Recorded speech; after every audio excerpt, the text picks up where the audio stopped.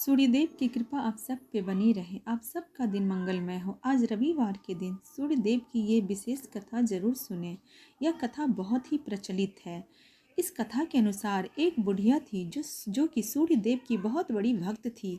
वह हर रविवार को प्रातःकाल स्नान करती, इसके बाद पूरे घर को गोबर से लीपती, फिर भोजन तैयार करती और सबसे पहले उसका भोग सूर्य भगवान को लगाती। इसके बाद ही भोजन करती। यही उसका नियम था। सूर्यदेव की कृपा से बुढ़िया के जीवन में किसी बात की कोई कमी नहीं थी। लेकिन एक दिन जब वह हमेशा की तरह रविवार के दिन अपनी पड़ोसन के घर गोबर लेने गई तो उसे गोबर नहीं मिला। तो बुढ़िया ने कहा कि बहन गोबर चाहिए था, लेकिन उसने साफ मना कर दिया। इससे दुखी बुढ़िया घर वापस लौट आई, लेकिन ना तो उसने भोजन बनाया और ना ही भोग लगाया।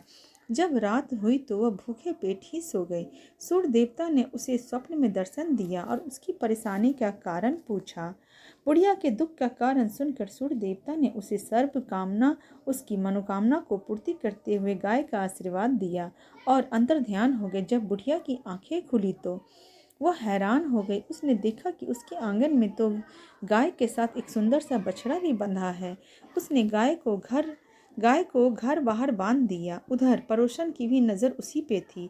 उसने देखा कि बुढ़िया की गाय ने तो सोने का गोबर दिया। पड़ोसन ने मौका देखकर बुढ़िया की गाय के गोबर को अपने गाय के गोबर से बदल दिया। सूर्य देवता ने जब ऐसा देखा तो उन्होंने जोर से आंधी चला दी।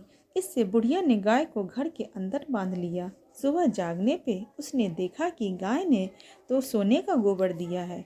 तब से उसे भीतर ही बांधने लगी। बुढ़िया की पड़ोसन को अब तो बहुत ईर्ष्या हो गई। वह राजा के पास पहुंची और उसे पूरी बातें बताई। यह सुनते ही राजा ने अपने सिपाहियों को भेजकर गाय को अपने यहाँ मंगवा लिया। लेकिन कुछ ही देर में राजा का पूरा महल गोबर ही गोबर से भर गया। राजा ने सिपाहियों को आदेश देकर गाय को बुढ़िया के पास छोड़ने का निर्देश दिया और पड़ोसन को भी दंड दिया। इसके साथ ही संपूर्ण प्रजा को सूर्यदेव का व्रत और पूजन करने के लिए कहा जाता है कि सूर्यदेव की कृपा से बुढ़िया के जीवन की तरह संपूर्ण राज्य के लोगों को सुख समृद्धि की प्राप्ति हुई। सूर्यदेव की कृपा सब पे बनी रही। इस मान्यता के अनुसार व्रत कथा को सच्ची श्रद्धा से पढ़ने पर धन का लाभ होता है।